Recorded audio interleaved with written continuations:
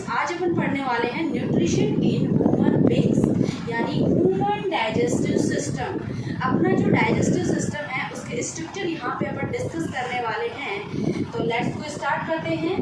देखो, human digestive system जो है, पहले तो अपने को ये पता होना चाहिए कि अपनी बॉडी में देखो बहुत सारे ऑर्गन्स होते हैं, जैसे लीवर होता है, पेनक्रियाज होता है, हार्ट होता है, किडनी होती है। तो क्या ये सारे ऑर्गन डाइजेशन में पार्टिसिपेट करते हैं? नहीं करते। तो यही सब चीज़ अपन यहाँ पे पढ़ने वाले हैं कि डाइजेशन में कौन कौन से ऑर्गन यहाँ पे पार्टिसिपेट करते हैं। जैसे अपनी आईज हैं, अपनी फिंगर्स हैं, क्या ये डाइजेशन में हेल्प करती हैं? इनका डाइजेशन में कोई रोल है?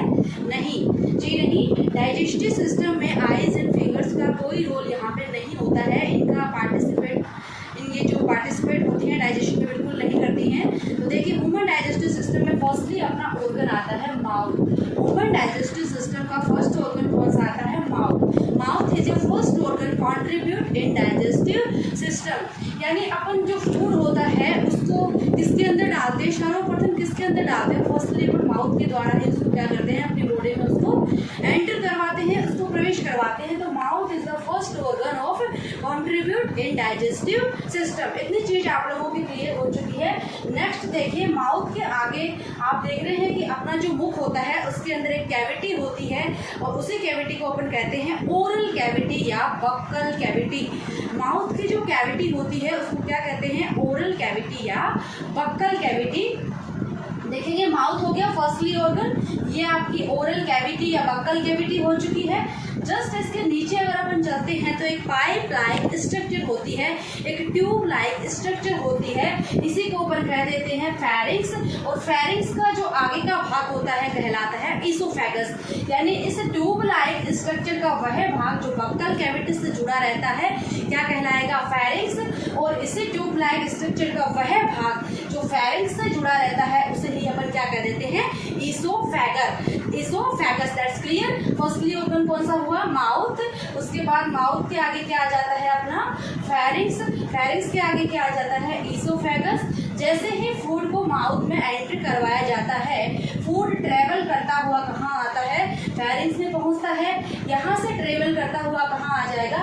इसोफेगस में आ जाता है। इसोफेगस के आगे अपन चले तो ये जो ऑर्गन है ये बहुत ही जाना पहचाना ऑर्गन है, आप लोगों ने सुना भी होगा। जो अपना जो फोर्थ ऑर्गन आता है वह आता है स्टमक। क्या आता है? स्टमक या आमाशय। It is a most important organ contribute in digestive system. तो इसोफेगस से जो फूड था, जो फूड पार्टिकल था, वो एंटर करता हुआ कहाँ आ गया? स्टमक के अंदर आ जाता है। स्टमक के आगे अपन देखते हैं कि अपने यहाँ से देखो ये स्मॉल इंटेस्टाइन स्टार्ट हो जाती है, अपनी छोटी आंत्र स्टार्ट हो जाती है। अब ये जो स्मॉल इंटेस्टाइन है प्लस जो स्टमक है, इसके जो मिड का जो पार्ट होता है, इसके जो मध्य का जो भाग होता है, उसके लेफ्ट एंड राइट साइड में अपने दो महत्वपूर्ण ऑर्गन या दो महत्वपूर्ण डाइजेस्टिव ग्लैंड्स इंक्लूड होती हैं, प्रेजेंट होती हैं, जिसे अपन कहते हैं। देखेंगे, लेफ्ट साइड में अपना होता है liver, stomach and small intestine के मिड पार्ट में मध्य भाग में लेफ्ट साइड में कौन सा ऑर्गन प्रेजेंट होता है? लीवर या यकृत। मनुष्य का जो लीवर होता है वेरी इंपॉर्टेंट है आप लोगों के लिए। मनुष्य का जो लीवर होता है वो क्या होता है? बाइलोब्ड संरचना होती है, एक द्विपालित संरचना होती है। इसे लीवर में एक आपको गोल एक स्ट्रक्चर और नजर आ रही है, इसको अपन कहते हैं गाल ब्लैडर। क्या कहेंगे इसे? पित्ताशय या गाल ब्लैडर। और गाल ब्लैडर में किसका स्टोरेज होता है? यहाँ पे बाइल जूस का स्टोरेज किया जाता है। इस चीज को अपन आगे पढ़ेंगे जब डाइजेशन की फिजियोलॉजी पढ़ेंगे। तो फर्स्टली अपन ने क्या कहा कि लेफ्ट साइड में क्या होता है? लीवर होता है, और लीवर के अंदर ही एक छोटा सी एक स्ट्रक्चर होती है जिसे अपन क्या कहते हैं? Gall bladder. राइट साइड में अपन देखेंगे आपको एक लीफ लाइक स्ट्रक्चर, एक लाइट पिंकिश कलर की स्ट्रक्चर नजर आती है, उसको अपन कहते हैं पैनक्रियाज या अग्नाशय। क्या कहते हैं इसे? पैनक्रियाज या अग्नाशय। अब आगे चलते हैं, आपको कुछ रेड कलर से और एक कोइल्ड स्ट्रक्चर नजर आ रही है। ये जो स्ट्रक्चर होती है ये बहुत ही कोइल्ड होती है, बहुत ही कंजस्टेड होती है। इसको कहते हैं स्मॉल इंटेस्टाइन। क्या कहेंगे? स्मॉल इंटेस्टाइन या छोटी आंत्र। स्मॉल इंटेस्टाइन से जस्ट आगे कुछ आपको ब्लैक कलर से और कुछ चौड़ी संरचना जो कोइल्ड भी है और कुछ वाइट भी है, इसको अपन कहते हैं लार्ज इंटेस्टाइन। क्या कहेंगे? बड़ी आंत्र। देखिए, जो लार्ज इंटेस्टाइन होती है वो 3 पार्ट्स में डिवाइड होती है।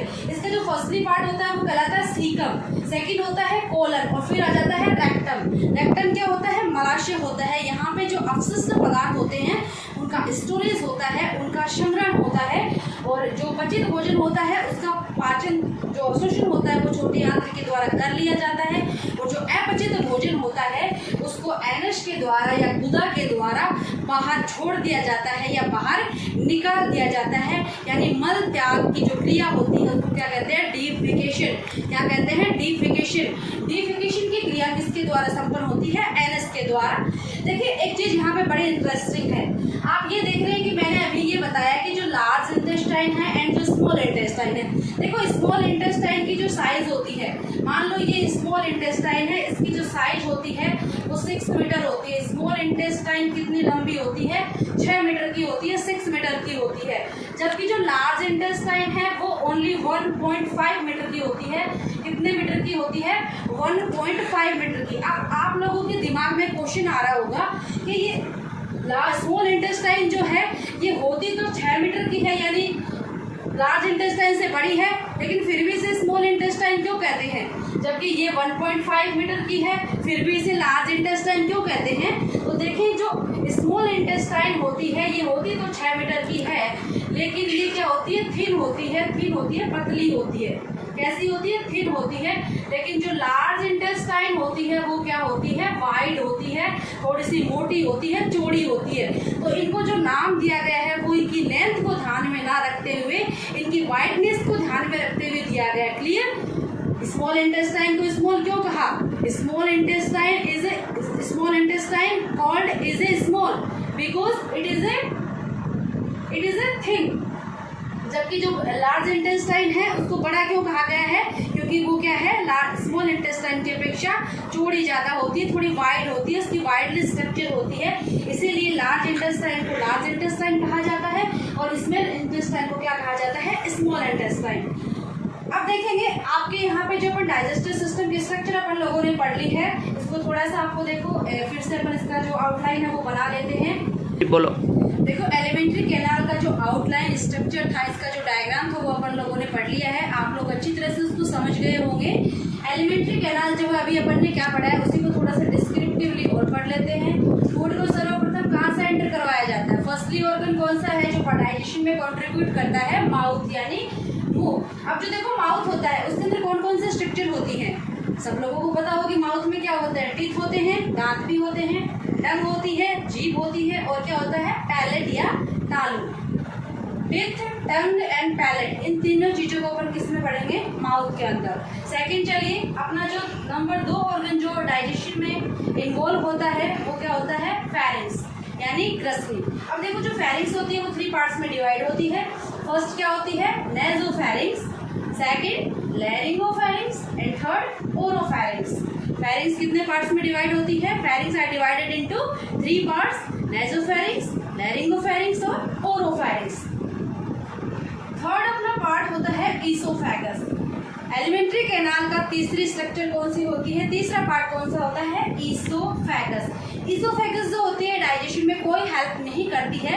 ईसोफेगस का इतना ही फंक्शन होता है, इसके अंदर म्यूकस सेल्स होती हैं जो म्यूकस का सिक्रेशन करती है और फूड को लसलसा और चिकना बनाती है, जिससे फूड जो होता है वो आगे की ओर अच्छे से मूव कर सके। चौथी स्ट्रक्चर अपनी आती है स्टमक या आमाशय।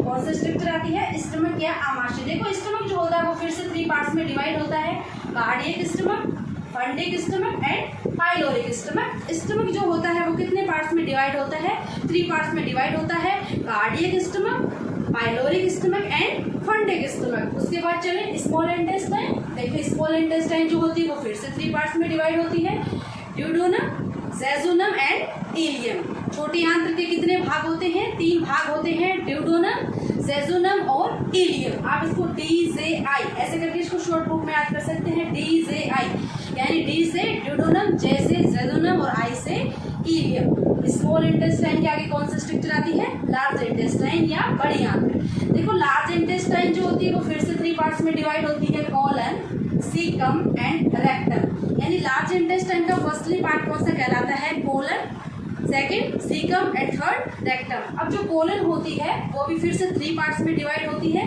आप देख पा रहे हैं बोर्ड पे अच्छी तरह से, ascending colon, descending colon and transverse colon, यानी कोलन जो होती है वो 3 भागों में विभाजित होती है, ascending colon, descending colon and transverse colon. आगे चले, जो अपशिष्ट जो पदार्थ होता है वो शरीर से बाहर निकाल दिया जाता है, किसके द्वारा? एनस के द्वारा, बाय एनस। और जो मल त्याग की जो क्रिया होती है उसी को अपन क्या कहते हैं? डिफिकेशन। अब ये जो एलिमेंट्री कैनाल जो होती है इसकी स्ट्रक्चर आप लोगों को समझा दी गई है, यानी ह्यूमन डाइजेस्टिव सिस्टम को अपन 2 पार्ट्स में डिवाइड करके पढ़ते हैं, alimentary canal and digestive glands. यानी alimentary canal and digestive glands के द्वारा जो श्रावित जो जूस होता है उसके द्वारा जो फूड होता है उसके डाइजेशन की क्रिया क्या होती है? संपन्न होती है या कंप्लीट होती है। देखो डाइजेस्टिव ग्लैंड्स जो होती है वो ह्यूमन के अंदर 2 ही डाइजेस्टिव ग्लैंड्स मिलती हैं, 2 ही पाचक ग्रंथियां होती हैं। कौन कौन सी होती हैं? First is liver and second is pancreas.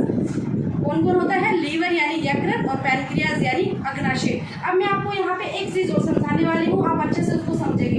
देखो एलिमेंट्री कैनाल की स्ट्रक्चर जो थी, आउटलाइन जो था वो अपन लोगों ने पढ़ लिया है। यहाँ पे एक वर्ड अपने बार बार में काम में आएगा, जब अपन इसकी फिजियोलॉजी पढ़ेंगे तो एक वर्ड आपके सामने आएगा, पेरिस्टैल्टिक मूवमेंट।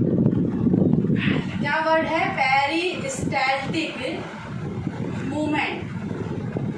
देखो पेरिस्टैल्टिक मूवमेंट क्या होता है? देखो स्टूडेंट्स, पेरिस्टैल्टिक क्या है? जब मैं इसकी फिजियोलॉजी आपको पढ़ाऊंगी तो बार बार ये वर्ड काम में आएगा कि जो फूड होता है वो पेरिस्टैल्टिक मूवमेंट के द्वारा क्या होता है? आगे खिसकता जाता है या आगे की ओर बढ़ता जाता है। आपके दिमाग में ये आता है कि पेरिस्टैल्टिक मूवमेंट क्या है। देखो अपना जो फूड होता है वो माउथ के द्वारा अपन क्या करते हैं? शरीर के अंदर डाल देते हैं। उसके बाद ये पाइप लाइक जो स्ट्रक्चर होती है उसके बाद ये अपना स्टमक आ जाता है। तो आप लोग ऐसे समझ रहे होंगे कि बस ये सीधी पाइप है, फूड ऐसे डाला और डायरेक्ट नीचे चला गया। ऐसा नहीं होता है, ये कोई सिंपल पाइप नहीं होती कि फूड जैसे अपनी एक घर में कोई पाइप पड़ी हो वैसे पाइप हो, फूड डाला और सीधा नीचे चला जाता है, ऐसा नहीं होता है। पेरिस्टैल्टिक मूवमेंट क्या होता है? जैसे ये कोई पाइप है, जैसे ये कोई अपने पास एक पाइप लाइक स्ट्रक्चर है, आप इसे अपनी फेरिंक्स या इसोफेगस में समझ सकते हैं। पूरी एलिमेंट्री कैनाल जो होती है उसमें जो फूड होता है वो पेरिस्टैल्टिक मूवमेंट के द्वारा क्या होता है? आगे की ओर मूवमेंट करता है या आगे की ओर ट्रेवल करता है। देखो पेरिस्टैल्टिक मूवमेंट क्या होता है? जैसे ये अपनी पाइप है, अब जैसे यहाँ से जैसे ये फूड पार्टिकल आ रहा है, ये फूड पार्टिकल जो है ये यहाँ पे आ गया, ये यहाँ आ गया। तो पेरिस्टैल्टिक मूवमेंट का मतलब क्या होता है? मसल्स का कॉन्ट्रैक्शन और एक्सपेंडेशन, मसल्स का संकुचन और विस्तारण क्या कहलाता है? Peristaltic movement. जैसे ही फूड यहाँ पे आता है इसकी जो मसल्स होती है वो क्या होती है? एक्सपेंड हो जाती है, यहाँ से एक्सपेंड हो जाती है ऐसे। तो ये तो क्या होगी? एक्सपेंड हो गई। अब ये फूड धीरे धीरे आगे की ओर आएगा, तो ये आगे की ओर आ जाता है, तो ये वापस से क्या हो जाती है? ये कॉन्ट्रैक्ट हो जाती है और ये एक्सपेंड हो जाती है। तो यानी जो फूड होता है वो जैसे ही अंदर की ओर जाता जाता है तो वहाँ के मसल्स क्या होंगे? एक्सपेंड हो जाएंगी। फिर वहाँ से फूड पार्टिकल नीचे चला जाएगा तो वो वापस कॉन्ट्रैक्ट हो जाएंगी। यानी मसल्स का कॉन्ट्रैक्शन और एक्सपेंडेशन ही क्या कहलाता है? Peristaltic movement. Contraction and expansion of muscles is called peristaltic movement. तो दैट्स क्लियर स्टूडेंट्स कि पेरिस्टैल्टिक मूवमेंट क्या होता है। तो अपनी जो आज की क्लास है उसको यही समाप्त करते हैं। अगर आपको एस्टेक एकेडमी की ये क्लासेस जो हैं, ये जो ऑनलाइन प्लेटफॉर्म जो आप लोगों के लिए उपलब्ध करवाया गया है, आपको अच्छा लगता है, आपको पसंद आता है तो आप इसे लाइक कीजिए, शेयर कीजिए और सब्सक्राइब कीजिए। अपने दोस्तों के साथ इसको ज़्यादा से ज़्यादा शेयर कीजिए।